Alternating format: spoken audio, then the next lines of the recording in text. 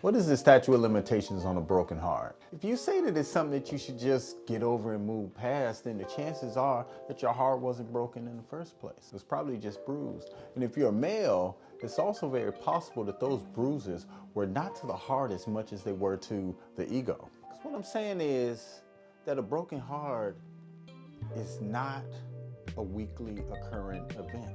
If you post online that your heart is broken every week, then you just need to cut that shit out. And if every relationship you get into ends in a broken heart, then what you're experiencing is not heartbreak. It's the manifestation of your own internal failure to truly understand the difference between love and sex. And you also need to cut that bullshit out as well. Let me break it down. We fool ourselves into thinking that we're in love just because we're loving the sex. And then we flip the script in our minds to reason that a whole bunch of sex must somehow equal love. But it isn't, and it don't. No matter how good that shit is. Sex is just sex, just like hard is hard and wet is wet. Some people quick to say that when your heart is broken, the best thing you can do is just get over it and move on. You know, let it fade out like skinny jeans. And that might work for a while until one day you find yourself sitting at your computer at work minding your own business, and then that fucking song comes on.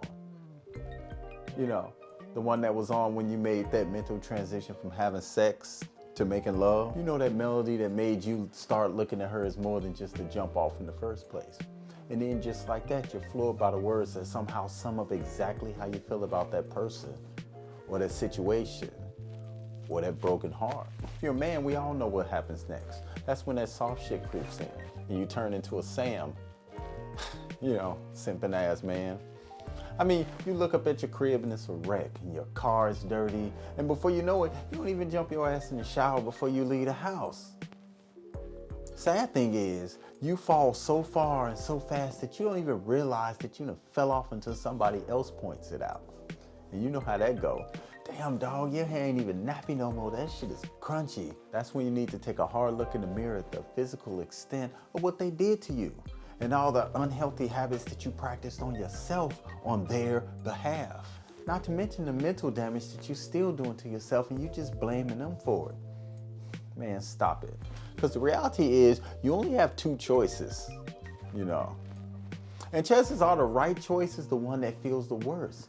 You can either step up your game and go in for some more abuse, or you can come to terms with the fact that it's done. But either way, the longer you allow yourself to suffer, the shittier your life gonna be. That's a fact, you know? In the words of the great DMX, I'm a king, regardless of what I've been through and what I've done. I present myself as a king, and I get that respect from people, from everybody I deal with. I work my whole life to establish that respect and make sure I get that respect. That's my dog. So with that being said, isn't it time for you to stop acting like anything other than a king? Yeah, you're just spoiled and childish. You're so used to getting your way inside your own little world, but now you're folding because you can't have what you want when you want it. That's a spoiled king, my dude. And the more you romanticize that heartbreak, the longer it takes for you to realize that what you're trying to get back is exactly what you need to lose in the first place. So, for the love of men who piss straight and leave the toilet seat however the fuck they want to, stop romanticizing heartbreak and see it for what it is. It's a one-sided weakness. Cause bro, chances are she ain't there with you. Let's say it together. 1, 2, 3. Man, feel good, don't it? I'm BT Bonner, and I'm out.